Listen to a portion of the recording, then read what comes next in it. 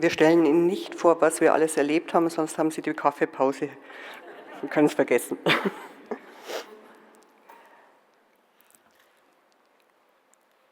Zwei Hände. Sie stehen für das, was wir täglich tun.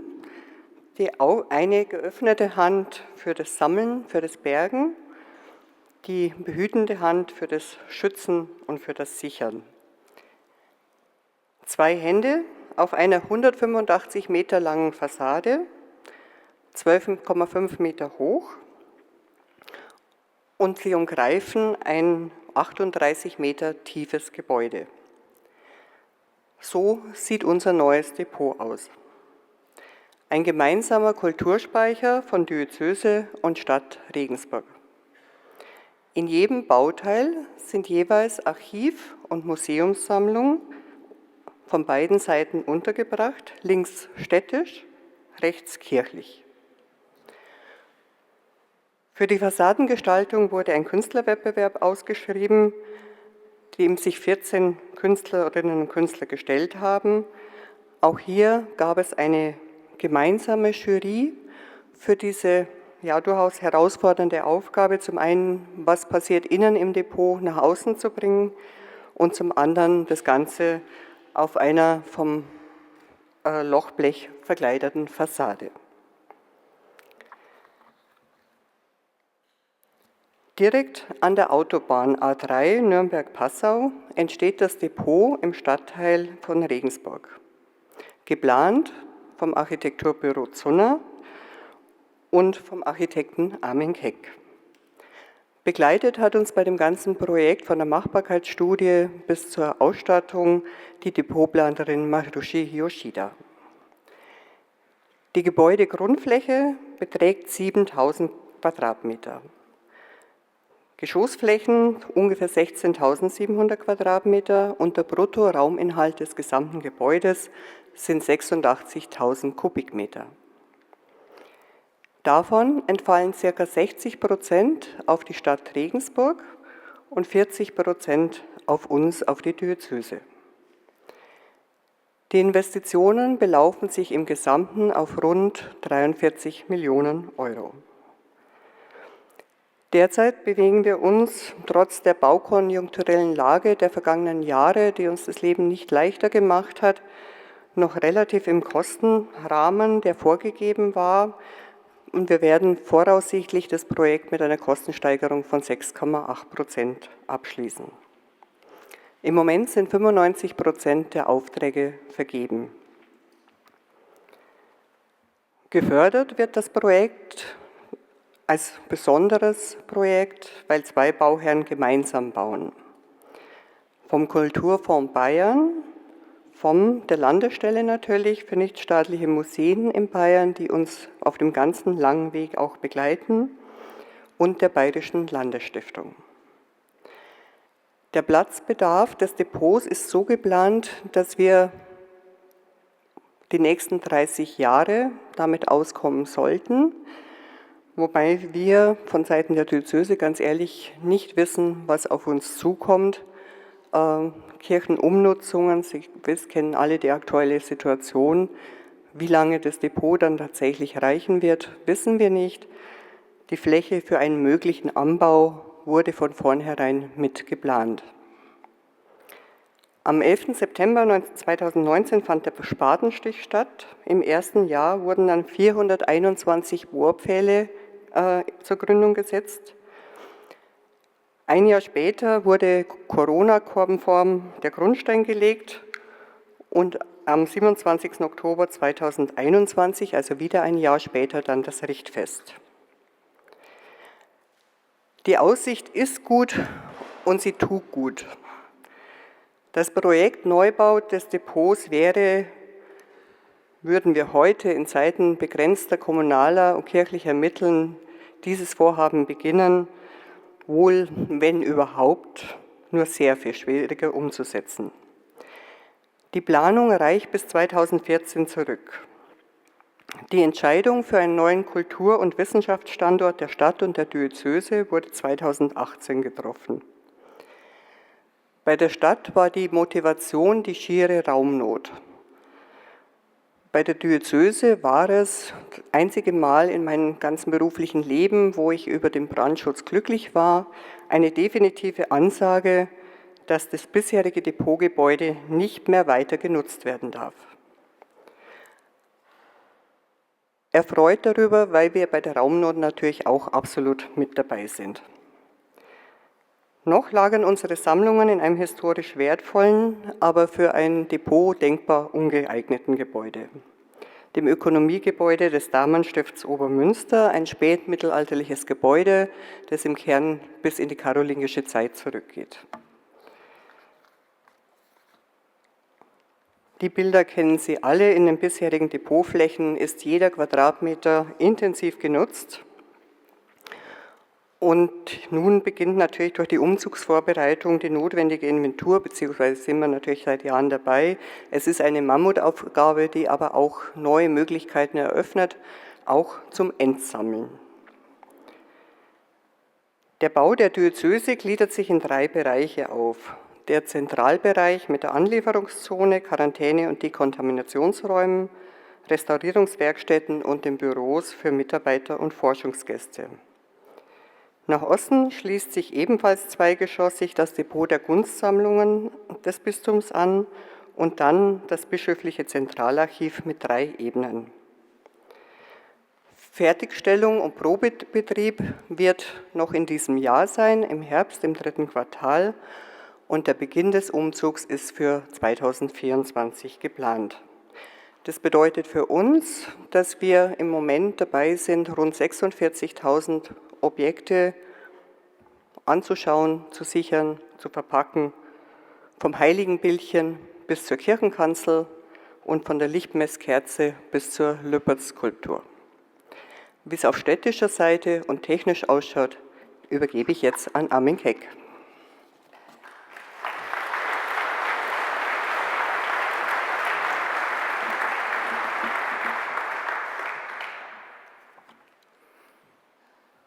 Ja, sehr verehrte Damen und Herren, was ist ein Museumsdepot? Dr. Blühbahn hat Ihnen ja ein Foto gezeigt, es ist eine Lagerhalle für Kunstobjekte. Demgegenüber stellen möchte ich kurz, was ein Museumsdepot für die Nutzer sein soll. Ich zitiere: Errichtung eines Archivs und Zentraldepot mit integriertem Forschungszentrum für die Museen der Stadt Regensburg und das Stadtarchiv, für die bischöflichen Kunstsammlungen und das Diözesanarchiv, zur konservatorisch optimalen Lagerung, restauratorischen Betreuung, wissenschaftlichen Bearbeitung und musealen Verwaltung der Kunst- und Kulturgüter der Stadt und Diözese Regensburg sowie der Archivalien des Stadtarchivs und des Diözesanarchivs. Dabei soll der voraussichtliche Zuwachs an Archiv- und Sammlungsbeständen berücksichtigt werden, in Klammern für 30 Jahre. Zudem sollen die Sammlungen der Begutachtung und Beratung im Sinne eines historischen, kulturwissenschaftlichen und archäologischen Dienstleistungszentrums öffentlich zugänglich gemacht werden. Ja, das heißt also für die Planung eines Depots für uns, das Zentraldepot muss zum einen einer hohen ästhetischen Qualität im Hinblick auf die technischen Qualität im Hinblick auf die klimatischen Bedingungen als auch den hohen ästhetischen Ansprüchen aufgrund des Leuchtturmprojektcharakters genügen. Dies soll jedoch weitgehend unter Verwendung preisgünstiger, industriell vorgefertigter Materialien und Bauteile erfüllt werden. Diese widersprüchlichen Anforderungen bedingen die Erfindung einer eigenen, für dieses Gebäude schlüssigen Gestaltungsidee, die von der Expressivität des Baukörpers, dem Industrial Style, des Innenlebens und der ästhetischen Kraft des Repetitiven lebt.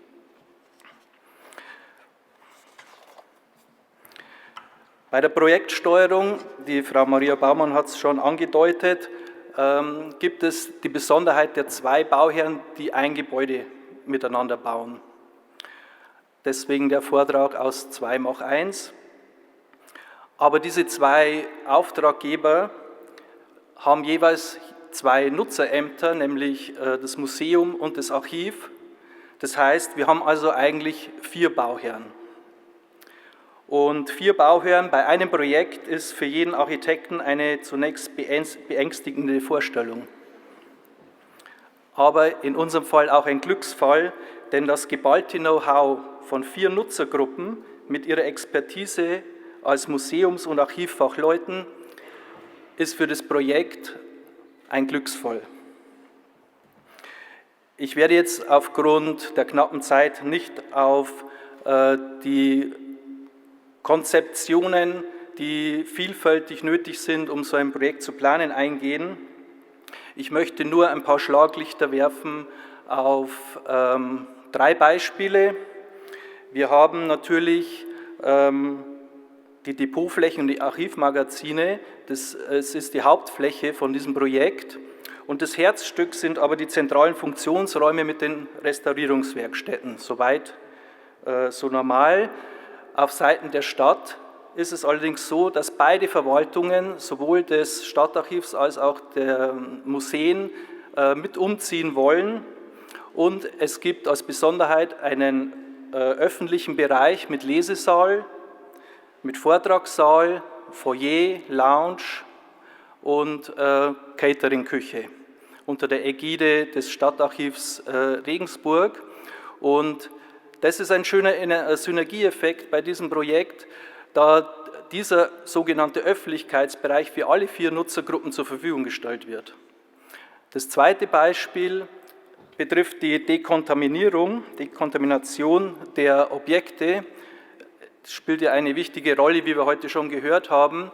Auf Seiten der Stadt hat man sich für eine Stickstoffanlage entschieden und auf Seiten der Diözese für eine ICM-Anlage, sprich eine Klimakammer mit feuchte geführter Temperaturerhöhung zur Schädlingsbekämpfung.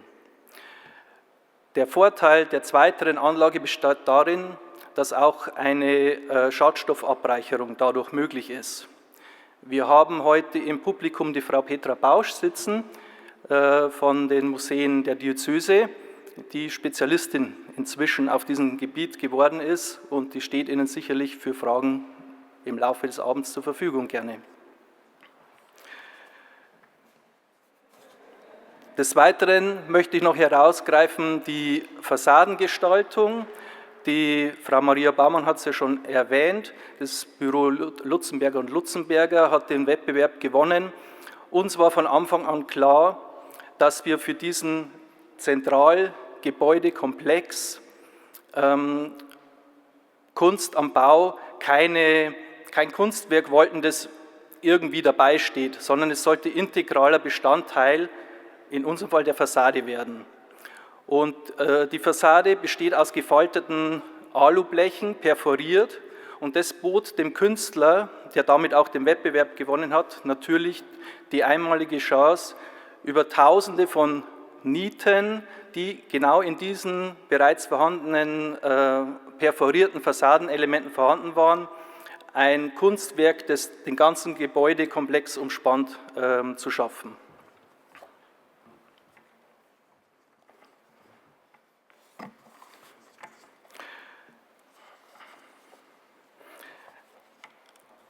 Zum energetischen Design von dem Gebäude haben Sie vorher ja schon den Vortrag gehört. Wenn ich jetzt meine richtige Karte noch finde, dann sage ich noch kurz ein paar Worte dazu. Nur so viel: Der Grundsatz ist die Minimierung der Wärmeverluste des Gebäudes und dann die Deckung des verbleibenden minimierten Energiebedarfs aus regenerativen Quellen und in Kombination mit dem Aktivieren der inneren Speichermassen. Das heißt, wir haben eine kompakte Bauform, ein großes Volumen und eine geringe Hüllfläche. Wir haben starke Dämmung außen, damit die Wärmeverluste verringert werden. Wir haben eine vorgehängte, hinterlüftete Fassade und begrünte Dächer, um den Wärmeeintrag zu vermeiden. Wir haben massive Stahlbeton- und Mauerwerkswände innen, das enorm zur Klimastabilität beiträgt. Und auf Seiten der Gebäudetechnik gibt es eine Lüftung mit Wärmerückgewinnung, und um die Lüftungswärmeverluste zu minimieren. und die Heizwärme wird von Wärmepumpen zur Verfügung gestellt, sprich Nutzung von Umweltwärme, gleichzeitig auch für die Kühlung. Und die massiven Decken bis zu 40 cm werden temperiert. Das hat den Vorteil, dass ich mit sehr geringen Temperaturdifferenzen fahren kann, weil ich diese enormen Flächen zur Verfügung habe. Ergänzt wird das Ganze durch eine Photovoltaikanlage für Eigenstromnutzung und eine Gebäudeautomation, die eine intelligente Steuerung der Haustechnikkomponenten ermöglicht. Ja, das als kurzer Überblick zum Bauwerk und da möchte ich nochmal an die Maria übergeben.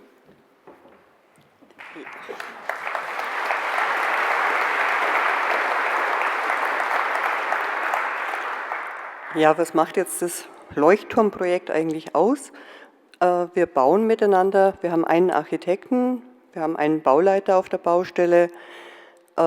Es gab im Planungsprozess natürlich viele Synergieeffekte, es gibt parallele Ausschreibungen, die Handwerker sind im Idealfall gleichzeitig auf der Baustelle. Wir teilen uns auch Räume. Die Stadt hat ein Fotostudio für Großobjekte, das wir uns sparen konnten, das wir nicht mehr bauen mussten. Wir haben Restaurierungswerkstätten, die temporär an externe Restauratoren vermietet werden, die auch von der Stadt mit genutzt werden können und angemietet werden können. Wir haben, der Herr Keck hat es gesagt, unterschiedliche Dekontaminationssysteme, die wir gegenseitig nutzen können, alle 4 Bauherren. Wir sind im Veranstaltungsbereich, werden wir gemeinsame Veranstaltungen planen und durchführen.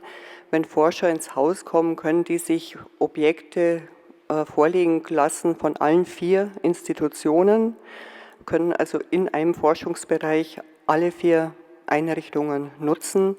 Das Ganze ist festgelegt in einem Kooperationsvertrag der 4 Bauherren. Und die Objekte werden innerhalb des Hauses bewegt. Das heißt, sie müssen die Klimazonen nicht verlassen, sondern können innerhalb des Hauses durch eine gemeinsame Verbindungstür von Nachbar zu Nachbar weitergegeben werden. Also ein Projekt, das uns allen sehr viel Freude gemacht hat, viele Nerven gekostet hat, aber eben auch sehr, sehr spannend ist. Und ja, ich hoffe, dass der Zeitplan dann eben so aussieht, dass wir wirklich nächstes Jahr mit dem Umzug beginnen können. Wir freuen uns drauf. Wir werden tatsächlich erst einweihen, wenn schon fertig. Aber das wird also bei uns noch ein bisschen dauern. Aber wir freuen uns jetzt einfach, dass wir wirklich endlich ein gutes Depot haben. Und wir hoffen, dass wir bis dahin dann auch alle Wirrungen einer solchen Großbaustelle hinter uns haben. Vielen Dank fürs Zuhören.